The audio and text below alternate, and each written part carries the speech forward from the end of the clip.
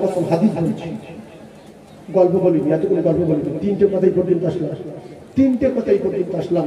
এবারে চলুন মা বাবাদিরা, পরিজাত টুকরা মেয়েরা বোনেরা বেটিরা, আপনাদের বিরাট ভালো লাগছে বলে, এই যে কত বড় ইমানদার আপনারা নিজে নিজে বুঝলেন, আপনাদের বিরাট ভালো লাগছে বলে 1 ঘন্টা হয়ে গেল, কিছু বলা যায় না।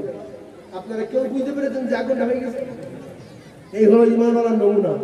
সাহাবারা বলতেন, যখন আপনার কথা শুনি ইয়া রাসূলুল্লাহ গো, পিপাসার কথা ভুলে যাই, ক্ষুধা তৃষ্ণার কথা ভুলে যাই, বিবি বাচ্চার কথা ভুলে যাই, আপনার কথা শুনতে শুনতে পাগল হয়ে যায়। বলুন না সুবহানাল্লাহ। আরো জোরে বলেন। রাসূলুল্লাহর হাদিসের কথা মানে কার কথা শুনছি? রাসূলুল্লাহর কথা। কার কথা শুনছি? রাসূলুল্লাহর কথা। এটা কোনো মানুষের বানানো কথা না। আর আল্লাহ বলেছে, আমার রাসূলুল্লাহ যে কথাগুলো বলেছে এটা রাসূলুল্লাহর বানানো না, এগুলো সব আমার বলা কথা। জোরে বলো, আরে জোরে বলো।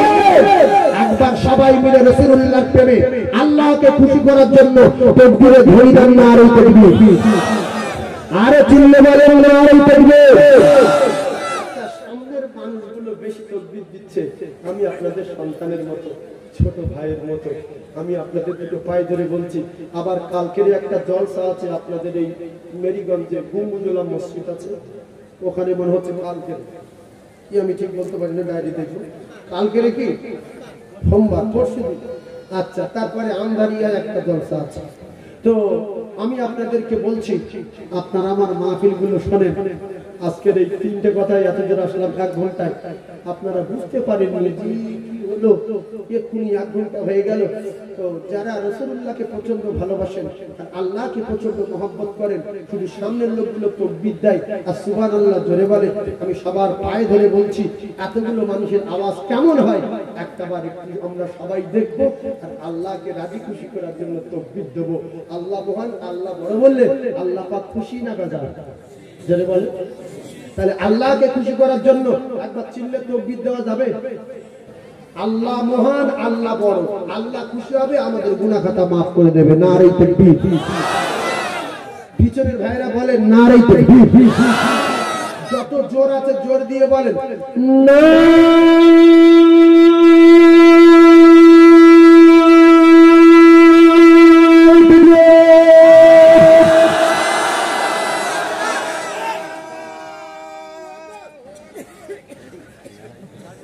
দম নিগলে যাচ্ছে, কেন সাড়ে যাচ্ছে আমার বাবাজি। আল্লাহ তাহলে জন্মবাসে কিরাম তাকবীর দিয়েছে। আল্লাহ আমার বাবাজি আরো আয়াত দেন, সবাইকে নিয়ে দোয়া চাই, বলেন আমিন। তাহলে আল্লাহু আকবার বলে বদরের ময়দানে তাকবীরে ধ্বনি দিয়েছিল কজন? একটু কথা বলেন, কজন? 313। আর ওরা 1000-এরও বেশি ছিল মুসলমানদের দুশমন। এই 313 জন আল্লাহ দেখেছে, আল্লাহ পাক সঙ্গে সঙ্গে সেনা পাঠিয়ে দিয়েছিল, ফেরেশতা পাঠিয়ে দিয়েছিল বদরের ময়দানে, যে আমার পাগলারা আমার ডাকছে, তোরা চলে। সুবহানাল্লাহ বলেন। আমরা এখানে কার ডাকছি? আল্লাহর ডাকছি।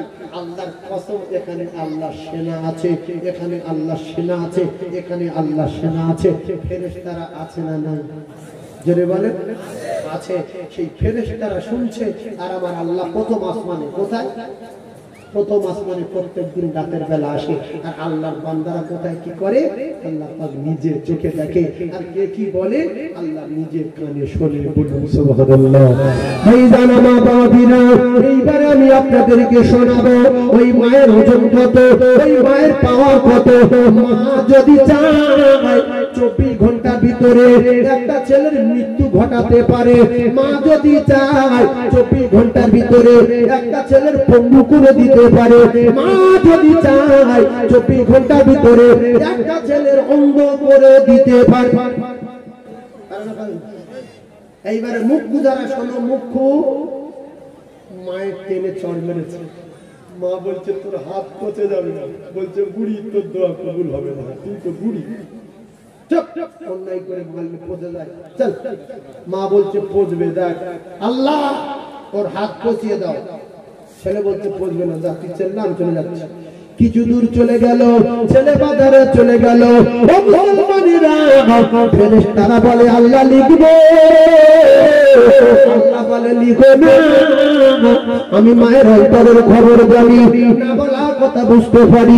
সকালবেলা মায়ের মানলো, মা বদদোয়া করলো, দুপুরবেলা গোসল করার পরে জনমুখী মা কেঁদে বলে আল্লাহ আমার ওই বেটাটা ছোটবেলা থেকে মাথা গরম, আল্লাহ কিছু করবেন না, ওইরকম পেরাই ধাক্কা মারে, কি করবো আমি মা সহ্য করি। আমার আল্লাহর এত দয়া, আল্লাহর বান্দারা অন্যায় করে, আল্লাহর অনেক দয়া মায়া বলে আমার আল্লাহ সব সহ্য করে। আল্লাহ চাই পঙ্গু করে দিতে পারে, আল্লাহ চাই অন্ধ করে দিতে পারে, আল্লাহ চাই মৃত্যু দিতে পারে। মা জননী বলেন আল্লাহ আপনার অনেক দয়া, আমি মা জননী আমার দিলে আপনি দয়া দিয়েছেন, আমার বাচ্চার বদদোয়া করে দিলাম, আল্লাহর হাত যেন কিছু না হয়। আল্লাহ আমি ভুল করে বলেছি, ওর ক্ষতি করবেন না, ওরে মুখ্য বেটা বেটিরা, এই জন্য ওই বেটার হাত পচে যায় না, ওই বেটার মৃত্যু হয় না, ওই বেটা অন্ধ হয় না। শ্বশুর শাশুড়ি যদি সারা জীবন দোয়া করে আল্লাহ আমার জামার কোটিপতি করে দাও, আল্লাহ আমার জামার বড় রাষ্ট্রপতি করে দাও, আমার জামার কোটি কোটি টাকা দাও, আর মা যদি বলে আল্লাহ আমার বেটা সারা জীবন ভিক্ষে করাও, আর মৃত্যু সময় নাক মুখ দিয়ে গু তুলে মৃত্যু দাও, আল্লাহর নবী বলে মায়ের দোয়া কবুল হবে, সারা জীবন ভিক্ষা করবে, মৃত্যুর সময় নাক মুখ দিয়ে পায়খানা উঠে মরবে। সেই জন্য মা যদি কাফের হয়, মা যদি মদখোর হয়, বাপ যদি মদখোর হয়, বাপ যদি কোরআনকে অস্বীকার করে, মা যদি বলে কোরআন মানি না, ওই মা বাপের মারা যাবে না, মুক্কু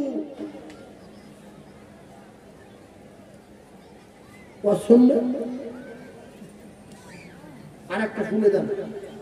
আপনার মার বাপ যুক্তি করেছে জমি তো 4 বিঘা, ছেলে তো 2টো, এখন বড়টার নামে কিছু দিইনি, 4 বিঘা জমি ছোটটার নামে লিখে দিই, ও ভিক্ষুক একে রাতে মুড়ি ডেকে 4 বিঘা জমি সব বড়টার নামে লিখে দিই।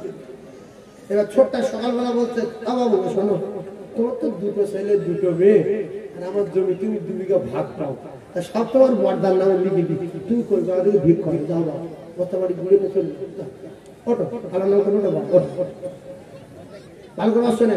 আমি ছেলে কি করবে কথা বলে না, তো রেগে যাবে না, মানুষের বাচ্চা যদি হয় কি করবে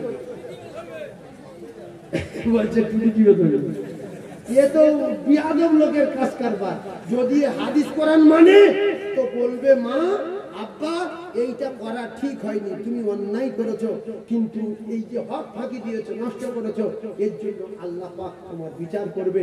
তবে আমি তোমার কথায় সসম্মানে চলে যাচ্ছি, তুমি আমার জন্য দোয়া করো, আমি ভিক্ষা করে যেন একটা বাসা বাঁধতে পারি, ভিক্ষা করে যেন একটা জায়গা কিনে ঘর বাঁধতে পারি, কারণ তোমাদের তো মারা যাবে না, তোমাদের পায়ের তলায়, তোমার পায়ের তলায় জান্নাত, আর তুমি বাবা তুমি মা, তোমরা দুজনা যদি নারাজ হও আল্লাহ পাক আমার জাহান্নামে দেবে। সসম্মানে মা বাপকে বুঝিয়ে বেরিয়ে যেতে হবে, ওই মা বাপের মারা যাবে না। শুনতে এসেছেন জান্নাতে যাবেন, মা বাপের পাওয়ার কত, মজলুমের ক্ষমতা কত, মুসাফিরের পাওয়ার কত, একটু শিখে যান। রাসূলুল্লাহর হাদিস বলতে গল্প, তাহলে মা বাপ কোন অন্যায় করলে মারা যাবে জোরে বলেন, সেই অন্যায়ের নাম কি? তবে একটা জিনিস করলে মারা যাবে সেটাও শিখে যান, মায়েরও মারা যাবে, বাপেরও মারা যাবে। যদি কোনদিন আমার মা বাপ আমার স্ত্রীর সঙ্গে ঝগড়া করে,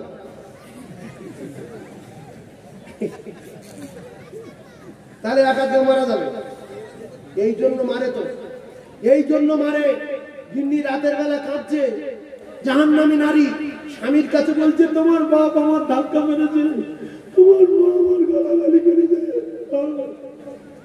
এ বোঝানো উচিত ছিল, দেখ আমার বাপ একটু রাগী মানুষ, তোর বাপ তো তোরা মোল্লা ছিলিস সর্দার হয়ে গেছিস, তোরা গাজী ছিলিস লস্কর হয়ে গেছিস, আমার বাপ মানে তোর বাপ, যদি তোর বাপ ধাক্কা মারত, তোর মা তো তোর কত গালাগালি করে, তোমার মারও খুব রাগ, আমার খুব কষ্ট করে মানুষ করেছে, কিছু মনে করিস নি, তুই চুপ কর, আমি আমার মা বাপকে বলি। এবারে মা বাপকে বলতে হবে বুঝিয়ে যে মা আমার গিন্নিকে একটু ডেঞ্জারের মতো, আমার গিন্নির সান্ত্বনা দেওয়ার জন্য তোমার একটু রাস করবো, আর বাপের বললো তোমার একটু বকাবই করবো, তুমি কিছু মনে করো না। এইবারে গিন্নির ওদিকে একরকম বললো, মা বাপের ওদিকে একরকম বললো। বলি ঠিক আছে না, মায়ের বাড়িতে যাচ্ছি। মা তুমি আমার গিন্নির গালাগালি করেছো কেন? খবরদার আর গালাগালি করো না। স্ত্রীকে ওরকম ভাবে বোঝাতে হবে যে আমার মা বাপ যদি কোনোদিন তোর নামে বিচার দেয়, আমি তোর মারতে যাবো, আমি তোর রাস করবো, আমি তোর মারবো একটা ফুলো চর, আমার মা বাপ খুশি হয়ে যাবে, তুই যেন কিছু মনে করিস। এইটা হিকমত। সুতরাং কোন কায়দায় মা বাপকে বড় কথা বলা যাবে না, কোন কায়দায় মা বাপকে কাঁদানো যাবে না। আরো একটা কথা বলি, হালিমাতু সাদিয়া ছিলেন রাসূলুল্লাহর দুধ মা। আমার যে ঘাড়ে রুমাল আছে, এই রুমালটা যত দামি হোক, এই রুমালটা যদি জান্নাতের তলায় চলে যায়, আমি খুশি না বেজার। ও কলিজার টুকরারা, যাদের মা বাপ বেঁচে আছে এরা বুঝতে পারে না, যাদের গালে দাঁত আছে এরা বুঝতে পারে না দাঁতের কত কদর, দাঁতের কত মর্যাদা।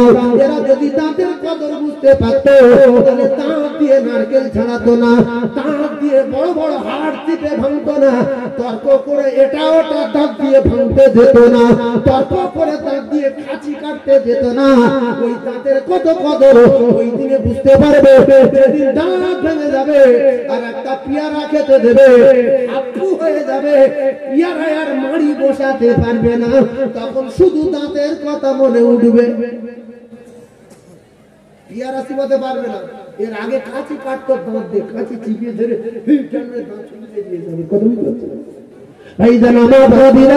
মা বাপ কত সম্মান, মা বাপের কত পাওয়ার বুঝতে পারবে ওই দিন যেদিন মা বাপ দুনিয়া ছেড়ে চলে যাবে। এই জন্য ছোট্ট একটা মেসাল দিচ্ছি সবার সামনে। ও মায়েরা, বোনেরা, বেটিরা, ও আমার আব্বা জানেরা, ও আমার যুবক জনেরা, ও আমার আলেম ওলামারা, হাফেজে কোরআনেরা, ও জোয়ান যুবকেরা, এইটা হলো বুড়ো, এই দুটো আঙুল হলো বুড়ো, এই বুড়ো আঙুলের টেপ মারো, বুড়ো আঙুল দুটোই টেপ মারো, আর মা বাপকে বাদ দাও। এইটা হলো মা, এইটা হলো বাপ, এইটা হলো মা, এইটা হলো বাপ।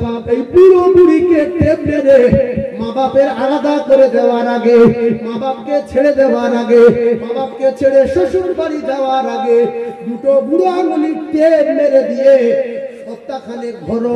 চা খেতে গেলে কেমন লাগে দেখো, কোদাল ধরতে গেলে কেমন লাগে দেখো, ভাত খেতে গেলে কেমন লাগে দেখো।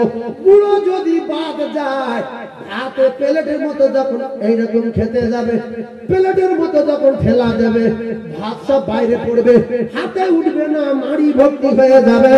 কেন? বুড়ো নাই, বুড়ো নাই, সব কাজে অসুবিধা হবে। কথা বুঝতে পেরেছে?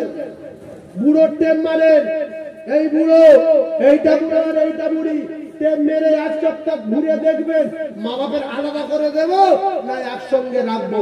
বুড়ো টেপ মেরে দিয়ে এক সপ্তাহ ঘুরবেন, ভাই খুব ভালো হবে কি? বুড়ো টেপ মেরে দিলে পায়খানা করতে গিয়ে বদলা ধরতে পারবেন, পানি সব বাইরে যাবে, অরিজিনাল জায়গা পৌঁছাবে না। এইবারে বুড়ো বুড়ি বাড়ির সম্মান, ও কলিজার টুকরারা, ওয়াকাদারা বিল্লাহ তাবুদু ইল্লা ইয়াহু ওয়া বিল ওয়ালিদাইনি ইহসানা। ও জ্ঞানী ভাইরা, মা বাপকে বাড়ির সম্মান, আল্লাহর পরে পরে খিদমত করবেন, সেবা করবেন, কথা বলবেন মা বাপের। এই মা বাপের এত পাওয়ার আল্লাহ দিয়েছে, ওই মা বাপ বাড়ির সম্মান। আপনি কলকাতায় ব্যবসা করেন, আপনি বাজারে দোকানদারি করেন, আপনি একজন বিদেশি মানুষ কাজ করতে বিদেশে যান, আপনার মা বেঁচে আছে, আপনার কলিজার টুকরা আব্বা বেঁচে আছে, আপনার বাড়ির সম্মান বেঁচে আছে। কারণ আপনার বন্ধু আসছিল, আপনার বউ আপনার স্ত্রীর সঙ্গে দেখা করতে, বৌমার সঙ্গে দেখা করতে আসছে, এসে দেখে বৌমা শ্বশুর বসে আছে।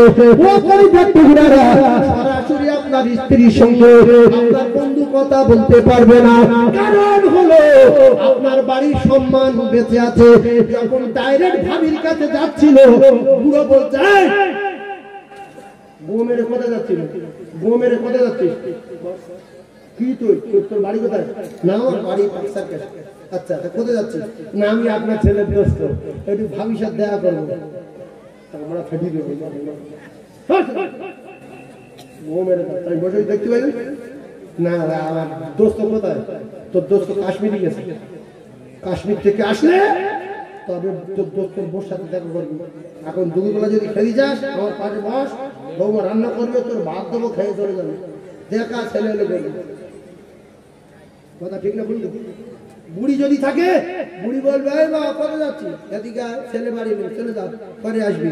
এবার বুড়ি নাই, বুড়ো নাই, মা বাপ আলাদা হয়ে গেছে। মা বাপকে সেখানে রেখে ওই গ্রামে ঘর বেঁধেছে মাঠের মাঝখানে, আর মা বাপটাকে এই গ্রামে, ও তাকে ওই গ্রামে চলে গেল কাজ করতে। গিন্নি একা, চাচতো ভাই, খালতো ভাই, খুড়তো ভাই, দিলা ভাই, গিন্নি ভাই, মহতো ভাই, সবাই যাতায়াত করে গল্প করে।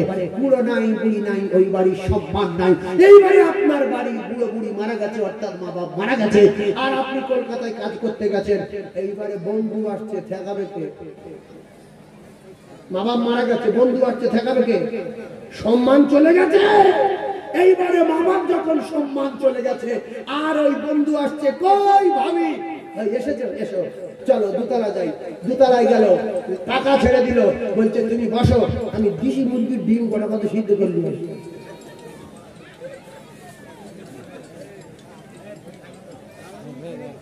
কোথায় তুলেছে? দোতলা। স্বামী কোথায়? কলকাতা। দেশি মুরগির ডিম সিদ্ধ করলি। কথা বলতে পারেননি, মানে নাস্তা দেবে। আর যদি শ্বশুর শাশুড়ি থাকতো, দোতলায় উঠতে দিত, শুধু বলতো তুই যেই হোক আমার পাশে বস, ওদিকে যাস না, আমার বৌমার সম্মান আছে, আমার বৌমার ইজ্জত আছে। সেই জন্য যারা মা বাপকে আলাদা করে দাও, এই কথাগুলো বাড়ি গিয়ে ভাববে। আরো একটা কথা শিখিয়ে দিচ্ছি, মা বাপকে আর শ্বশুর শাশুড়িকে কিরকম দেখবেন শিখে যান। শ্বশুর শাশুড়িকে যখন বিদায় করবেন, শ্বশুরের লুঙ্গি দেবেন 85 টাকা, শাশুড়ির শাড়ি দেবেন 90 টাকা, আর বাপের লুঙ্গি দেবেন 600 টাকা, মায়ের শাড়ি দেবেন 2500 টাকা। শ্বশুর শাশুড়ি রেগে যাবে না? যাবে না? জোরে বলে। রেগে গিয়ে শাশুড়ি বলছে, আল্লাহ আমি আমার মেয়েকে ছাড়িয়ে নেব, আর আমার জামার পঙ্গু করে দাও, এজন্য জীবনে ভাষণ না করতে পারবে। আল্লাহ তুমি কবুল করো। এই কথাটা গর্ভধারিণী মা শুনতে পেয়ে বলল, বিন শুনে যা, তোর 90 টাকা শাড়ি দিয়েছে, আর তোর স্বামী দিয়েছে 60 টাকার লুঙ্গি।